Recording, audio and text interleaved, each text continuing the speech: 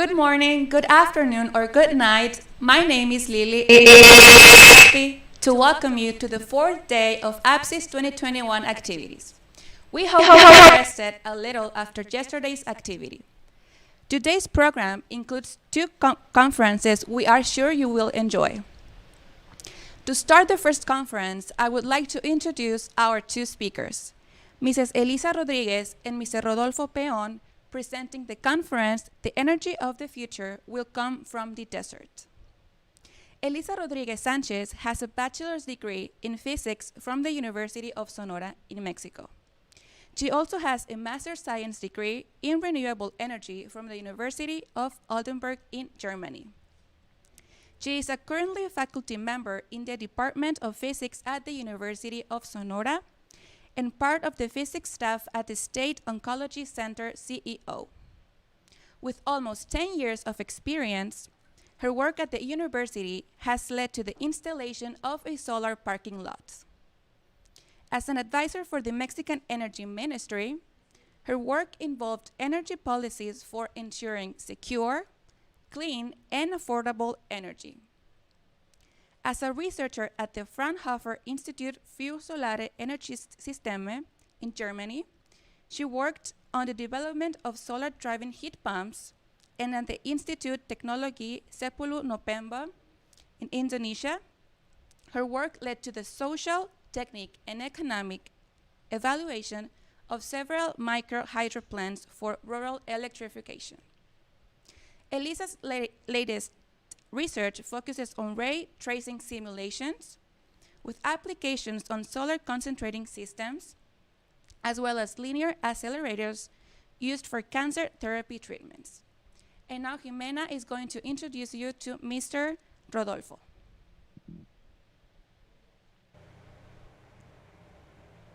Hello everyone, my name is Jimena. Mr. Rodolfo Peon Anaya has a bachelor's degree in electronics engineering from the Hermosillo Institute of Technology in Mexico. He also has a master in science degree in electrical and computer engineering from the University of Calgary in Canada and a PhD from the Arid Lands Resource Science Graduate Interdisciplinary Program from the University of Arizona in the United States. He is currently a faculty member in the Department of Industrial Engineering at the University of Sonora, where he is also a member of the Hermosillo Solar Platform Research Group.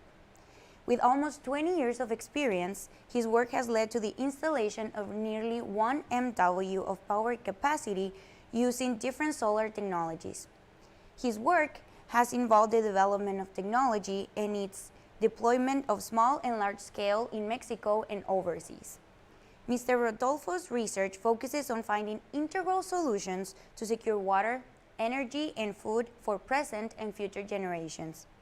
He is also a big fan of eco-mobility systems, and in recent years he started working in this field, as he is well aware of its potential to improve people's quality of life and reverse climate change. Now, remember that at the end of the conference we will have a question and answer section. Welcome, Mrs. Rodríguez and Mr. Peon. The mic is yours.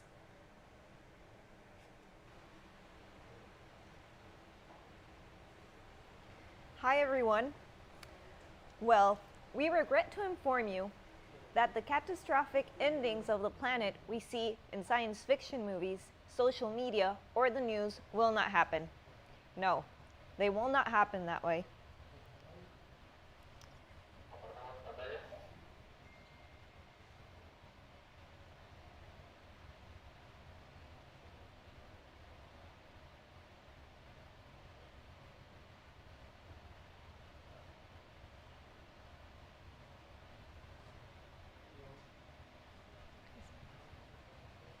So, how will the future look like? The future that is coming will be greener, more sustainable, comfortable, and happier. Your generation will witness it and make it possible. Your generation will advance science and technology at speeds never seen before. And even better, your generation will ensure that these scientific and technological advances serve people and the planet. Say that We will experience and witness a massive transition towards electrical transportation. We will see self-driving vehicles riding on the roads safely and quietly. Parking lots, gas stations, fines, insurance will be crazy concepts of the past. As you have seen, many companies are building and testing electric vehicles with self-driving capabilities, promising that we will enjoy the ride and forget about driving.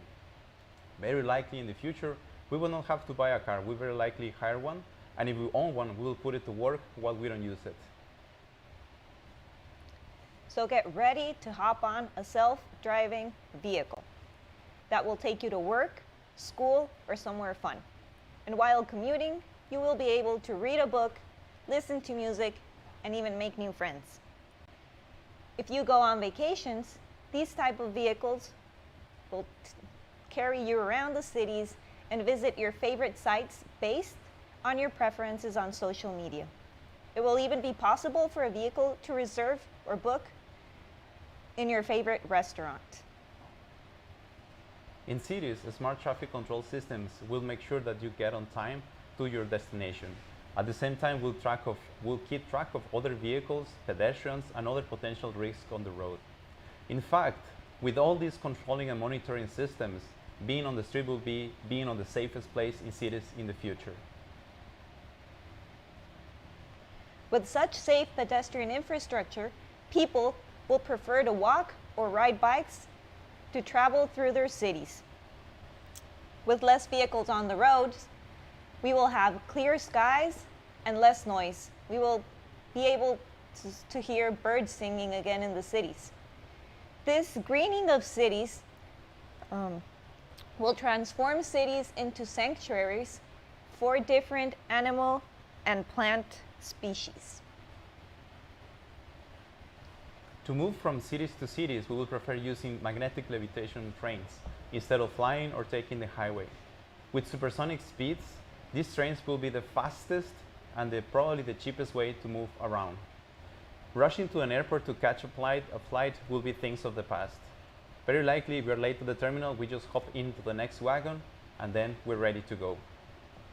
A global network of these supersonic trains will allow us to decide whether we want to go to the beach on the weekend or go to a different continent to visit family and friends. Talking about healthcare, the future of healthcare will definitely not happen in hospitals. For example, people in the future will be able to use smart watches that will collect or constantly collect data and help you keep a good sleeping, eating, and exercising habits in order to prevent any type of diseases. These devices will detect problems even before a person notices that it will happen. So, it will also transmit data to artificial intelligence software and guarantee you have a space in a hospital before they rush you in.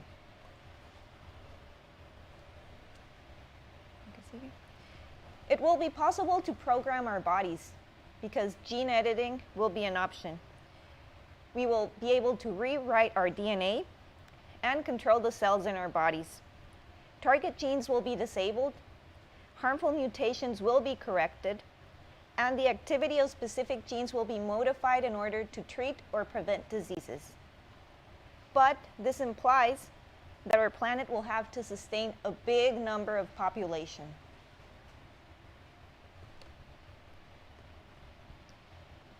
The medical need for organ transplants right now exceeds our supply, but one solution will be to grow custom-made organs produced by one of our own cells. It may sound crazy, but it's already happening. And likely in the future, you'll be able to order a baby online, but you will have to think it thoroughly because no returns will apply. Sustaining a big population will require lots of water to sustain life. So we will likely we'll have to drink desalinated seawater, harvest rainwater, and yes, you guessed it, we will drink recycled water. After several treatment and purification processes, sewage can become drinking water again. Don't worry, nature has been doing it for centuries and millions of years thanks to the cycle of water. And also, astronauts have tested this concept using fuel cells for almost 30 years in space. Feeding such big populations in the future will be a challenge. Since most of the world's population will live in cities, well, food will have to be produced locally.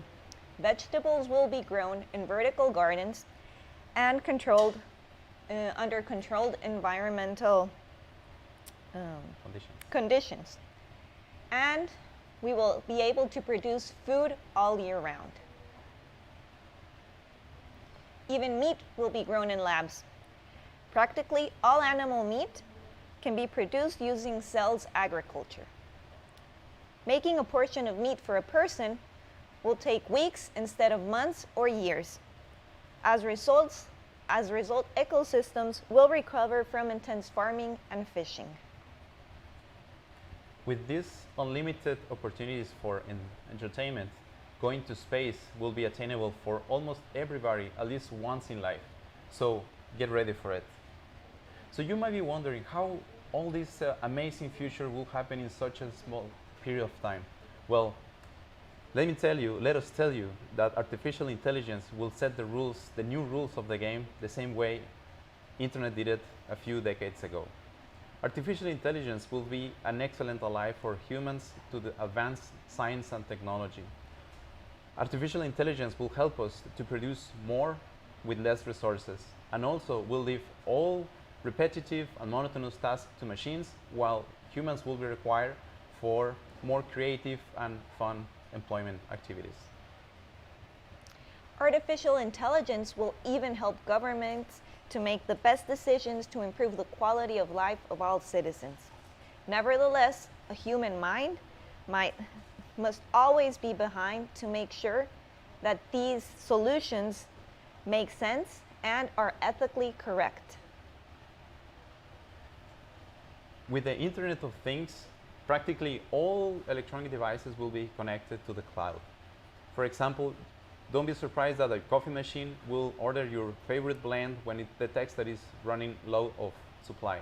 And don't be surprised that it will surprise you with a new brand based on your postings on social media or your latest purchases on coffee shops. We will rely so heavily on this computing capacity that we will require that we have a reliable source of energy to keep our lives going. Don't be surprised if your coffee machine also provides information to these big data centers, for example, telling you the time you wake up. So next time you browse on the internet, you'll be surprised by the activities, the products, or even friends that it suggests just by looking at your sleeping habits. So, where will the energy to make this amazing future possible come from? We know that wind and solar are increasingly popular. And they're really popular sources of energy. But sun does not shine all day and wind does not always blow. And today, batteries are not yet cheap and are not capable of filling in all the gaps. So there is still much development needed. And none of the possible solutions for this future comes without challenges. Energy consumption increases faster than world population growth. While population grew approximately 100% from 1975 to 2020, energy consumption increased 150% in this same time interval. Industry and transport have increased their energy use since the 1990s. With current consumption of energy trends, very likely we will run out of fossil fuels in the next 100 years. That means the future will rely on renewable energy. And from all renewable energy sources like wind, biomass, hydro, geothermal, solar energy is the one that provides the greatest amount of energy possible, and it will be there for the next 4.5 billion years. However, the sooner we adopt it, the sooner we will reverse the effects of climate change in our planet. So, solar energy is cheaper every day. Solar PV kilowatt hour cost reduced approximately 85% in the last 10 years, while concentrated solar power now costs 70% less. As you might be guessing, solar energy will play a very important role. And as you can tell, most of the energy will be consumed in the form of electricity. That means, fortunately, the electricity can be transferred to long distances using electric power transmission lines. That means in the future we'll have smart centers, smart grids transferring energy produced at different locations and making sure it makes it to all the destinations and used safely and efficiently.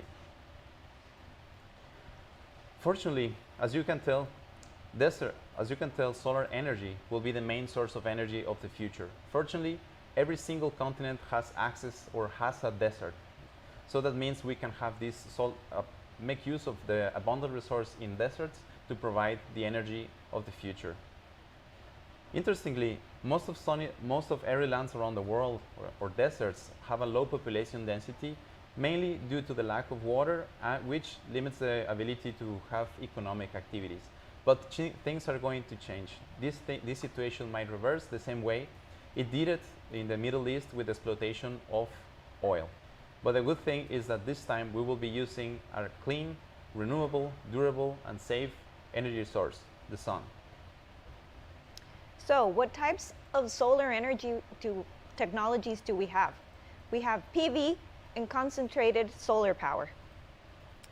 This is a concentrating solar power plant that uses heliostats to aim the sunlight to a point in a tower, generating heat from the sun, which can be transformed to electricity. Due to the high temperatures of operations, these plants that are mostly located in deserts need a lot of water for their cooling processes. And we know that water is a very valuable resource in deserts. However, these solar plants could use seawater, and once vaporized, can be recovered at. Remember that the sun does not shine 24/7. So, we need energy storage. Normally, concentrating solar power plants use molten salts as a way of energy storage. These salts absorb heat and melt during daytime. And when the sun is out, they emit heat, which is used for vapor generation at night, and electricity is produced. Another way of harvesting solar energy is using solar photovoltaic systems. These systems are very popular, are a mature technology, and is very simple. Essentially, they consist of special materials that are based on semiconductors, which essentially, when they're exposed to the sunlight, they separate the positive charges on one side, negative charges on the other side, and when you hook something to those terminals, you can use it as a battery. If we wanted to produce all the energy in the planet using solar photovoltaic energy, we will require about 50 square meters per person. That's a lot of area, but deserts can provide that space. Also, buildings, new building codes are asking buildings to produce some of the energy that they will consume. So we get ready to see solar photovoltaic systems on walls, roofs, windows, and even floors. This solar photovoltaic is so simple that it can be mounted on everywhere and even your clothing to recharge your mobile devices. The only disadvantage of solar photovoltaic is that only works during sunlight. That means if we want to have electricity at night, we'll have to store it somewhere. Batteries are still expensive, so we have to look at creative ways. One of the ways that have worked in the past for storing large amount of electricity is by pumping water to an upper reservoir and then let it run downstream at night. This way we can run an hydroelectric generator. But with the introduction of electric cars and the massive production of batteries for those, get ready for having lithium batteries storage facilities at your house and your office and even at with your clothing. But even though it seems like everything is solved for the future, we have to consider that there's a very strong nexus between the energy, water, and food sectors. As you have seen, to produce energy, you need water. To produce water, you need lots of energy, and the people that are behind the water and energy infrastructure require food to survive, like many of us. The thing here to consider is that our planet has can produce limited amounts of all of them. So we have to be careful not to exceed those limits and leave something else an accident for the ecosystems to survive. By the way, using solar energy is a good way to start. So, what has been done by now? Well, for example, we have this concentrating solar power plant in Morocco, which is the largest concentrated solar power plant in the world. It has a storage capacity between 7 and 8 hours, allowing provision of power day and night for 1 million houses.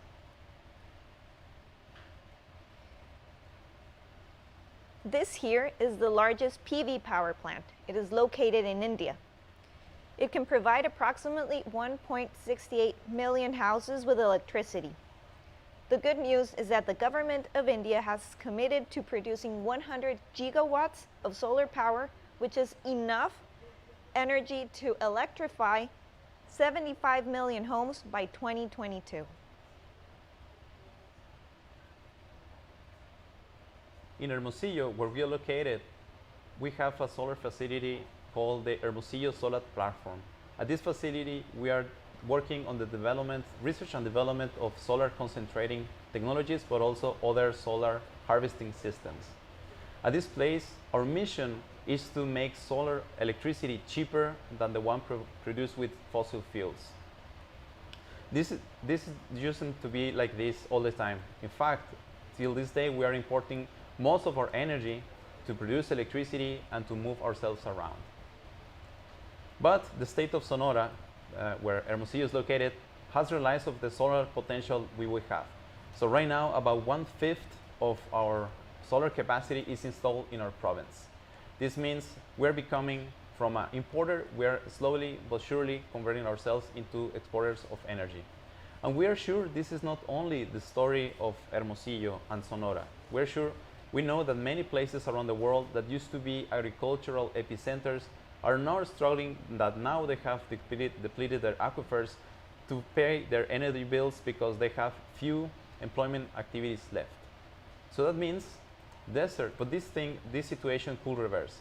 Deserts, as we have seen, can become the source of energy of the future. In fact, research and development also requires very little amount of water, so deserts could also become centers of innovation and places for the development of an advancement of technology. So we want to populate Mars, which is essentially a desert. Why we don't start populating our deserts, but let's do it in a sustainable way?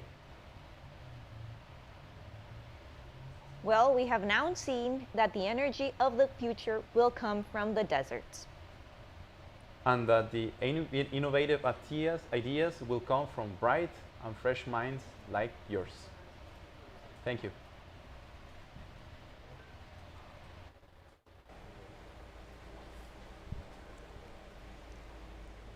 Thank you very much, Mrs. Rodríguez and Mr. Peon, for the fantastic conference. It is amazing how the desert can be so powerful. For our viewers, remember that we will read the questions you wrote on the APCYS chat. For APCYS participants, please raise your hand on the screen and we will give you the floor to ask your questions.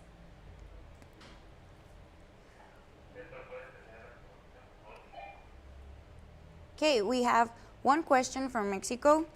Which is the main challenge for underdeveloped countries like Mexico to migrate to these technologies if there are even regions where there is no electricity? Can you repeat the beginning of the question? Yeah, of course. Which is the main challenge for underdeveloped countries like Mexico to migrate to these technologies if there are even regions where there is no electricity? Okay, so essentially that's the main question. The main challenge is always funding. How can we fund solar or new technologies in general? So the main issue is funding, but the good thing is that once you have solar energy setting in place, you have a free energy source. That means you will be saving on the expenditure of energy, and eventually will have a payback time, usually between 10 to 20 years. So that's the only thing. We have to find platforms that can finance, like for example, as we show, we will have the smart continental grids that, for example, countries like that are located in Africa will be producing energy that will be used either in Europe or Asia. So this way, these countries, like industrialized countries, could help to finance these parks, these solar facilities, or even other renewable energy sources overseas.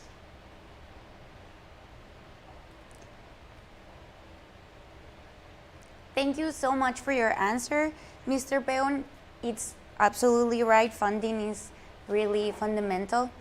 We'll wait for more questions. Remember that you can write them on the chat and we will read them, or you can raise your hand and we will give you the floor to ask your questions.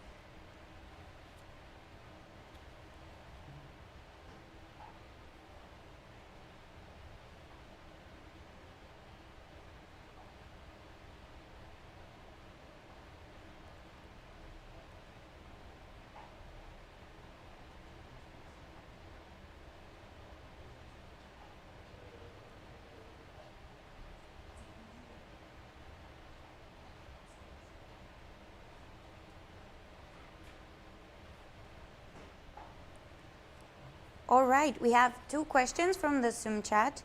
Anne Marilit from the Philippines asked, what are the costs of building these solar power facilities, and how supportive do you think are governments about funding solar power?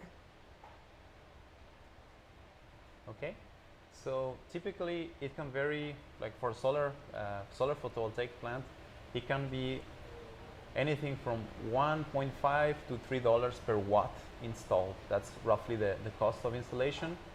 And the thing is that we are always waiting for governments to supply, but what we have seen is that people have actually, the people that live in a country have also purchasing capacity. So these photovoltaic parks could also be funded by the people living in the country.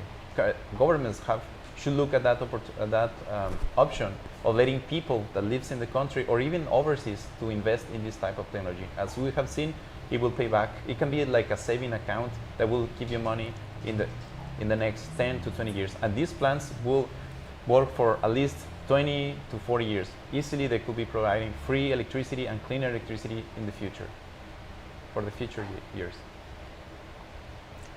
Thank you so much for your answer. We have another question from Julius Victorius Saluria, who asked, currently, what is the highest quantum yield recorded for photovoltaic cells using solar panels? And what is the typical sensors used? Okay, well, that's a very good question. Well, solar photovoltaic technology includes other types of solar photovoltaic technologies within this field. So advances in solar photovoltaic include using different materials, include like doing other, let's see, shortcuts, like putting different layers of different solar photovoltaic materials, so you can make a better use of the spectrum. So typically we have seen that the limit for photovoltaic conversion is like about 33%. That's the limit. But the human mind has been thinking, how can we go beyond the conversion limits? So that one of the options was to put different layers of different semiconductors on top of each other, so we can do a better use of the spectrum. Okay, so by doing that, we have reached nearly 40% efficiency, but the limit is about 89% efficiency once we have this multi-layer. There's lots of research going on in terms of making more efficient solar cells.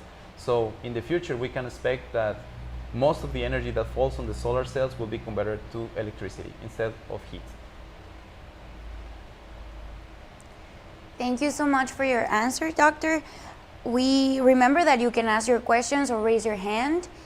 We will give a few moments for more questions.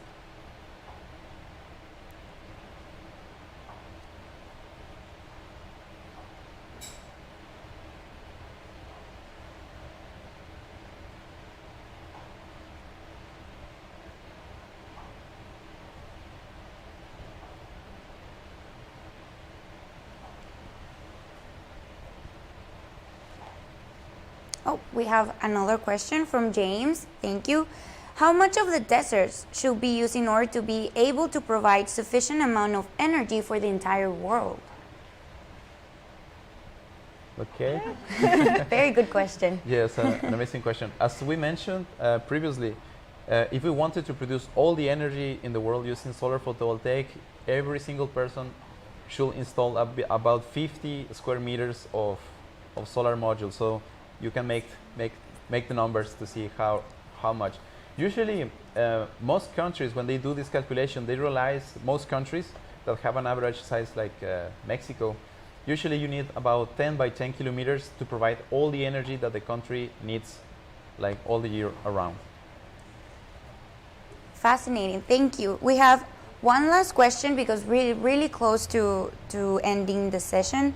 Will there be possible ecological impacts in developing solar cells, even in seemingly empty ecosystems such as deserts? Well, the impact or the environmental impact of producing PV is actually lower than the impact that is produced by using normal fossil fuels and even nuclear, which is also very, very cheap. And with the new technologies, we can also recycle all these PV modules at the end. So basically, it's clean during all the process. And well, you actually also need to look at how much energy do you spend to produce a PV module, and how much energy will you get back after using it. So if you need more energy to produce a PV panel than the energy that you will get at the end, well then it's not viable. Yes. Usually it's about 2.5 years, the payback time in energy. That means that the solar module in 2.5 years will pay back the energy it took to be made.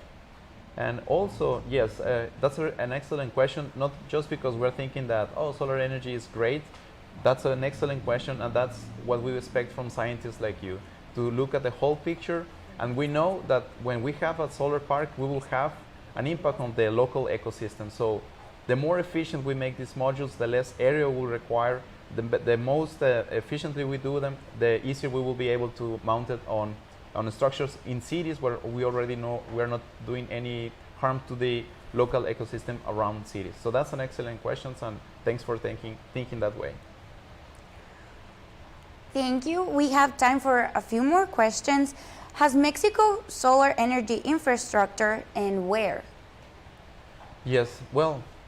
Yeah. Yes, actually around Hermosillo we can find some solar PV plants. Well, I normally cycle on small roads around the city, and there's a small PV power plant in San Miguel.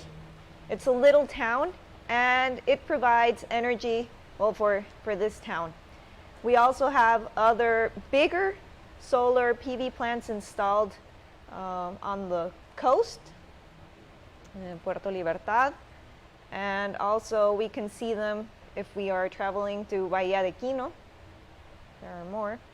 We also have other PV plants in Aguascalientes, in Mexico. So yeah, they're basically everywhere now.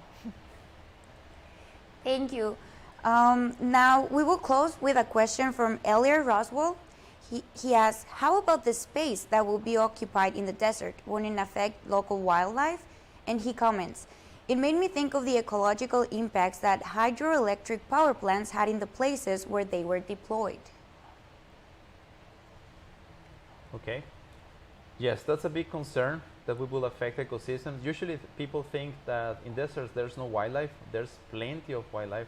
We see them when we are working in the field. So yeah, that's a big concern. Like for every hectare or square meter or square kilometer of area that we disrupt using solar energy or any other renewable energy, yes, we are doing an impact on the ecosystem. The good thing is that deserts are big, and we also are thinking that we can use, for example, solar photovoltaic systems could become shelters for wildlife if we do them carefully, so they can harvest rainwater. So we can look at ways that we can have a less impact or less we affect the ecosystems in a less harmful way. Thank you. Yes.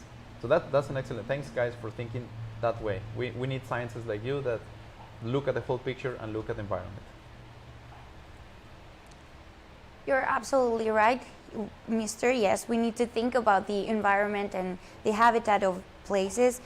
Thank you so much for your answers and for the amazing conference you gave to us today, and to all the participants for participating in the question and answer section. Please keep still. We will start the next conference shortly. Thank you.